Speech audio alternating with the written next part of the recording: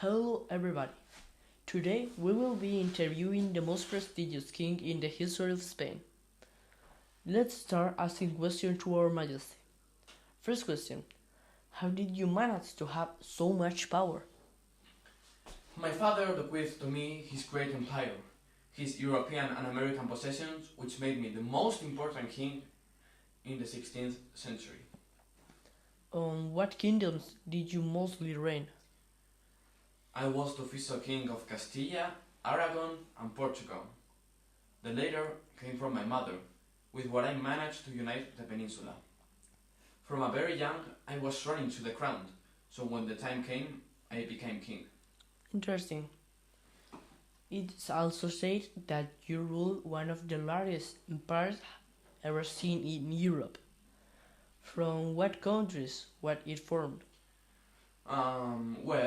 That's a good question. There are so many of them that I don't even know them. But I can tell you some.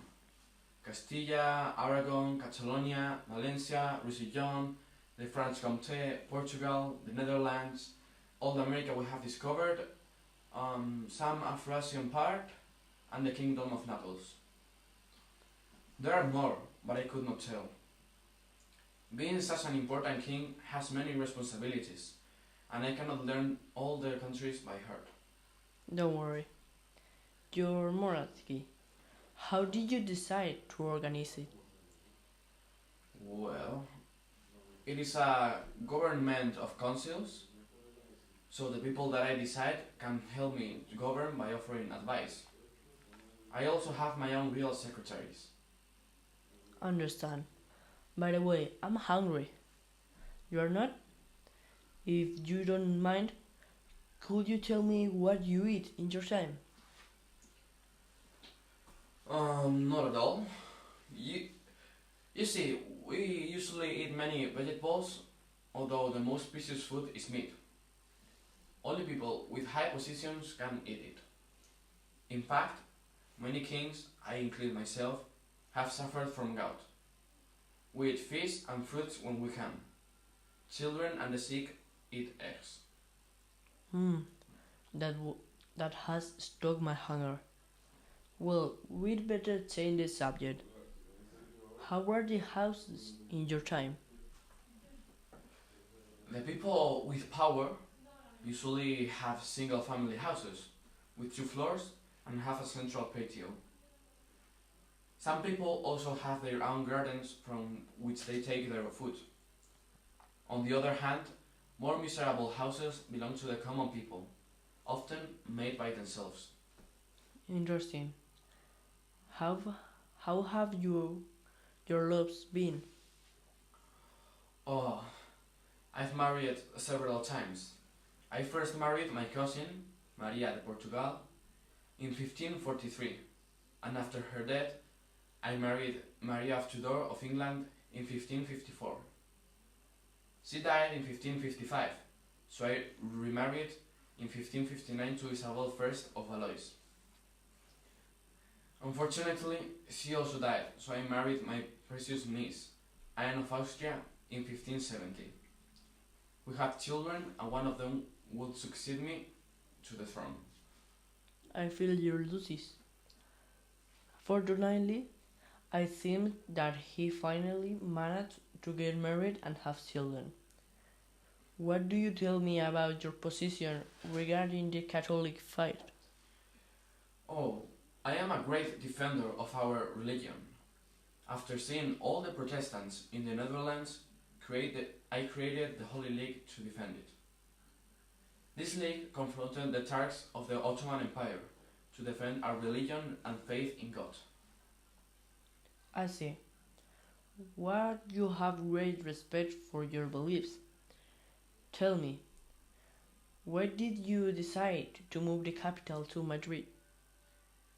I made that decision because even though I had no outlet to the sea and was away from any economic flow, no one could shadow me as a king. Also, it was in the center of the peninsula. You were clever. And tell me, why did you build the Escorial monastery?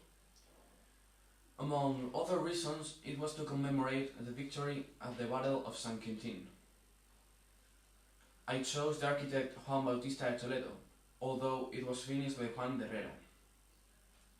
It is for this reason that it is considered an agrarian construction. It was a project that lasted long enough to be built, since it lasted from 1563 to 1584. It served as a residence for the Spanish royal family and consists of a royal palace, a basilica, a pantheon, a library, a school, and a monastery.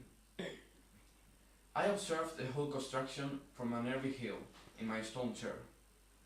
Well, without a doubt, it's a construction that really looks spectacular. Another question. Why did you decide to build it in the Sierra Madrileña?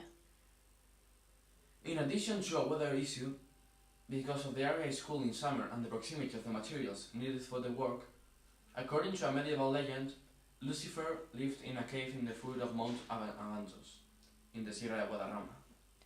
What an interesting story. There's one thing I want to ask you to finish. What are your hobbies and what do you like to do in your free time? Well, although I don't usually say it, I'm a great dancer. At least that's what all the people I've danced with say. I also like writing poems a lot, although I have a little time for it, since I worked 8 to 12 hours a day. When these hours become less, I quite like gardening, playing instruments, or reading philosophical works. Well, it was an honor to have interviewed you. I hope I did not bother you. Oh, it hasn't been anything. If you don't mind, I should go back to my time now, since I still have tasks to attend to and I would not like to tarnish my facet as a king. Don't worry. As you said, you are a very important king with many responsibilities. Good trip. Oh, thank you very much. See you later. Bye. As you can see, he's a very interesting king, and I hope we'll learn a little more about the history of the most powerful king ever. Thank you very much for your attention.